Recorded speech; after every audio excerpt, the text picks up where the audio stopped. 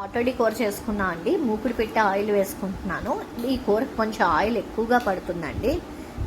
శనగపప్పుని 1 hour before నానబెట్టి పెట్టుకోవాలండి. దీన్ని గార్లి పిండి కన్నా ఇంకొంచెం మెత్తగా రుబ్బాలి దాన్ని.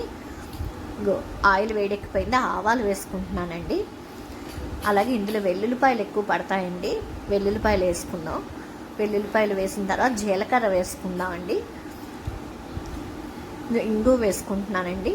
అలాగే ఎండుమిరపకాయలు, కొంచెం కరివేపాకు, పచ్చిమిరపకాయలు వేసి కొంచెం వేయిద్దామండి. ఇది వేగిన తర్వాత ఉల్లిపాయ ముక్కలు వేసుకోవాలి. ఉల్లిపాయ ముక్కలు వేసి వేగాలండి ఇవి. ఇది కూర ఎప్పుడంటే మనకి కొంచెం ఇంట్లోని ఏ కూరలు లేనప్పుడు, లేదంటే మనకి తినడానికి చిరాకు వచ్చినప్పుడు ఈ కూర చేసుకోవచ్చండి. కొంచెం ఉప్పు పసుపు వేస్తానండి. అవి కూడా వేగాలి కొంచెం. ఇవి వేగిన తర్వాత మనకి రుబ్బు పెట్టుకున్న మిక్సీలో రుబ్బు పెట్టేసుకున్నానండి. దాన్ని వేయాలి. ఇవి కొంచెం వేగిన తర్వాత వేద్దాం దాన్ని. ఇక వేగిపోయిందండి. ఈ ముద్ద వేసేస్తున్నాను. దీన్ని వేసేసి కొంచెం కలిపేయడమేను దాన్ని.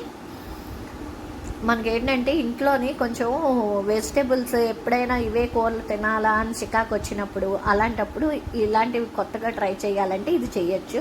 ఇంకా కొంచెం వేయించి ఇలా కలుపుకోవాలండి. ఇది అడుగంటేస్తూ ఉంటుందండి. దీన్ని కలుపుతూ ఉండాలి. కొంచెం ఆయిల్ పడితే కనుక వేసుకోండి. ఇలా కలుపుతూ ఉంటే విడివిడిలాడుతూ వస్తుందండి. అయిపోయింది, రెడీ అండి పాటోడి కూర.